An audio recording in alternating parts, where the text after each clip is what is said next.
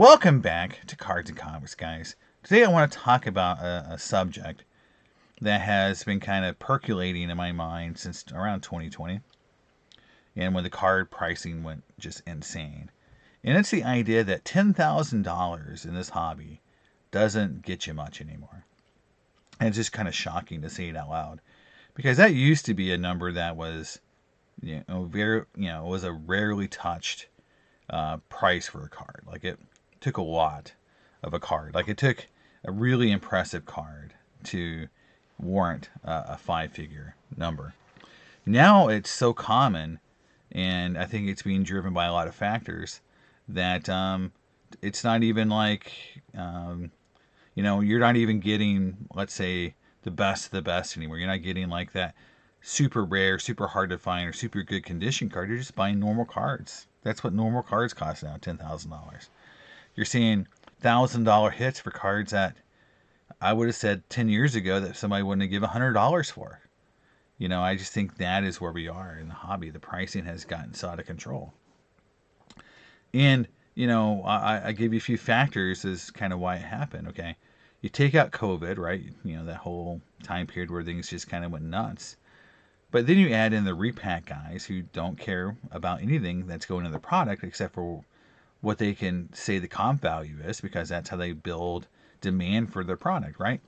It's like a widget. They don't care if it's a Johnny Bench rookie or a Wemby rookie, as long as they're both worth $5,000 or $10,000. That's all they care about, right? What they can say the comp value is, and so, you know, that has driven the price of cards up a little bit, or maybe a lot, because again, people know they can, at card shows today, they can sell to those repackers, and as those prices keep going up, and people want those prices to keep going up because again, it's a cycle, right? As long as I can get my 10 or 20 or 30% off the top, it doesn't matter what the base is. So what I'm really talking about is growing this base, like what an average price goes for of a card, because then if that base grows, my 20 or 30% margin that I'm making off these products grows as well. And you saw it, heavily with Unopened Modern, right? Modern wax prices has gotten insane compared to what it was 10 years ago. It's definitely outpaced inflation, outpaced everything else you could ever say would have been a factor to make those cards so expensive. But, the thing is that demand was there, but part of the demand now is from repackers. So it's this vicious, cycle of repackers, flippers, people wanting clout for channel views. All these factors go into it. Then you had stimulus money, which drove even more pricing. So things just got really nuts, and then they've stayed there because, again, this, I feel like, almost artificial demand for cards due to repacking. And if you take in the fact that the prices of wax have gotten so out of control that people would rather buy repacks so that their value equation is more sane, just shows you where we are as a hobby. We'd rather be gamblers, right? Like this right now, we've turned the hobby into a giant casino, because all we care about is not who the player is or how the card's designed or how cool it is. It's just what's the comp value that I got for it, right? It's a widget. It's no longer a card, no longer a collectible. It's just a thing that people have that they turn into other things that are worth money. But I want to give you some examples of what I'm talking about from the crazy price point. And these are all prices of cards that sold within the last 21 days, PSA graded. I'll start here with this $90,000 Shohei Ohtani card. And that alone should just make you be like, we're getting crazy. If a Shohei Ohtani, numbered to 17, pop 4, not even a pop 1, sold for $90,000. I don't care how strong his market is. That is an insane number for a modern guy who could get hurt tomorrow. It's just insane that it's $90,000. But it doesn't stop there. You got Wemby Mania, right? You've got up here, you got, Wemby cards selling for 15, 18, You've got down here, you've got a Scottie Pippen PSA 10 Jambalaya for 11,000. You've got people buying Lamar Jackson cards for $11,000. That's kind of crazy when you consider down here a little ways. Uh, you know, you see like a Mahomes card bringing $10,000. I know it's not his rookie, but still, you know, Flawless is pretty cool. I used to collect it, don't anymore because it's too expensive. But again, not even an autographed orange refractor of a soccer player just sold for $13,000. Pop 3, not even a Pop 1. Another $14,000 for a Wemby. I mean, for another $2,000, you can buy a PSA 9 Jordan rookie card. I mean, it's just insane. Like, it doesn't make any sense, right? And that Wemby's numbered to almost 50. Non-autographed. Like, it doesn't even make sense in how modern people collect. It's just people, because of the price of everything, they have determined that things just have to be, on the secondary market, so expensive to make the repackers their margin, to make flippers their margin, to make the price of wax make any sense. It's gotten to this kind of level of insanity. And it does have a trickle-down effect on collectors, which I'll talk about in a minute.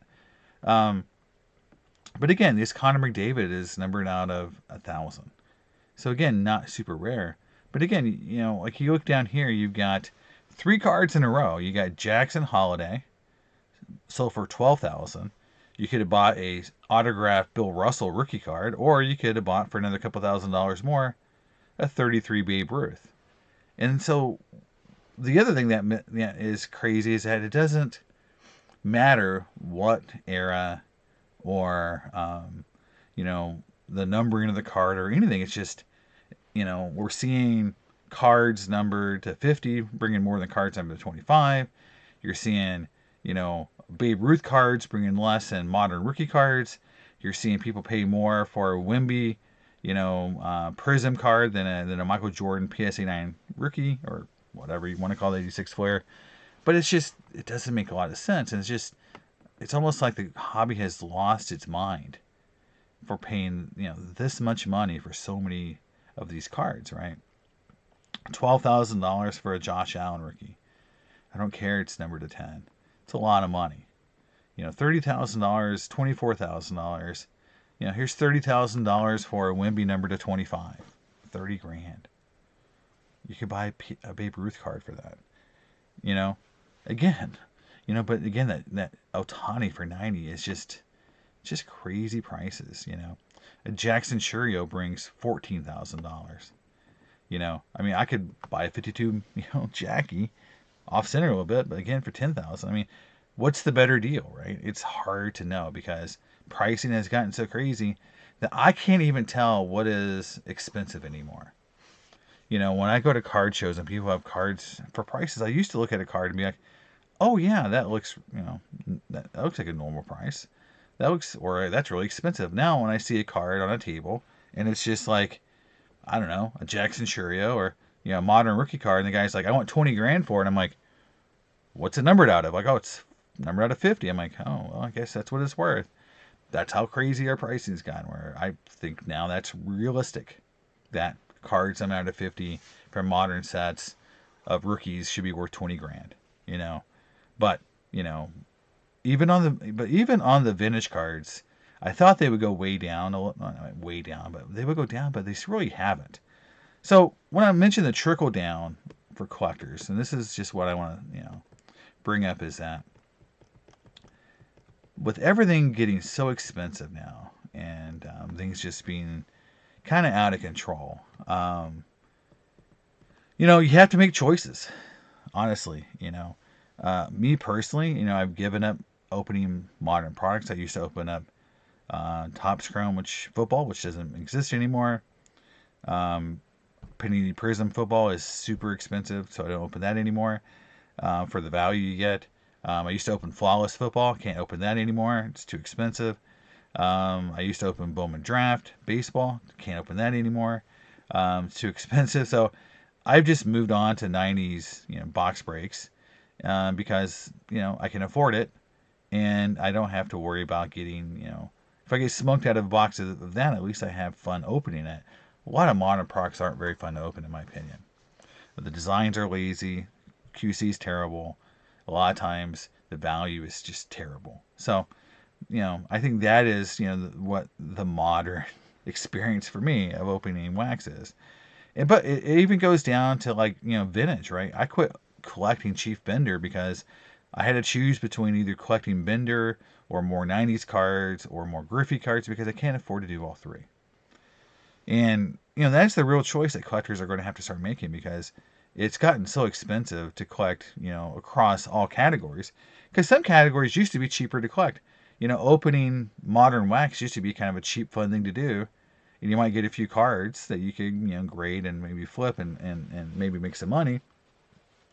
But now it's so expensive. Again, it's like a casino out there. You're just kind of throwing your money down and hoping you hit something that it's not worth it. So I'd rather just take that money and get something that I actually can, for my collection. But again, that part of the hobby, that avenue's off. A lot of 90s cards have gone up in value to the point where they're really expensive to try to collect. My Griffey collection, even though it's the one thing I've paid the most attention to, I've missed probably the last 5 or 6 major Griffey cards that I wanted to add because they went way too high or way higher than I was able to pay. The cards I had been picking up are like on buy it nows or best offers because at least I can control that a little bit. But on some auction, prices have gone up, $1,000 or $2,000 over the last sale and just in the last couple months. And so a lot of people were saying those kind of cards are going down in value. I'm not seeing it, especially for the super rare stuff. So in the end, it's kind of sad that as a collector, sometimes you just can't collect what you want to collect anymore because you just can't afford it. Either you can't afford the grade you used to collect it in, like on a vintage set, so maybe you either finish it with the lower grade copies of cards, or you sell it off, or you quit collecting a player or a type of set or whatever it is. You just quit collecting it like a sport. You quit collecting football cards. It's just gotten too expensive. And I think that's what a lot of collectors are facing. It's like, how do you keep up with the Joneses sometimes? That happens a lot with the Griffey side of it. People really feel pressure to have certain cards because that makes you cool. And I'm seeing a little bit on the modern card side of it is, again, nobody cares who the player is as much as that's what's cool and hot and hip. And you want that card on your Instagram. You want people to see it at a show with you. And I do see that happening. I do see people feel like pressure to have those cool cards. And again, those cool cards are 10 grand plus. So it's just kind of insane that today, the best cards again are 10 grand plus, where that was just an anomaly years ago. So let me know what you guys think about it. Do you really think the hobby pricing is out of control? Do you think, that you're going to have to make changes to how you collect in the future because of this? Have you already made changes? Let me know in the comments, and I'll see you next time on Cards and Comics. Bye.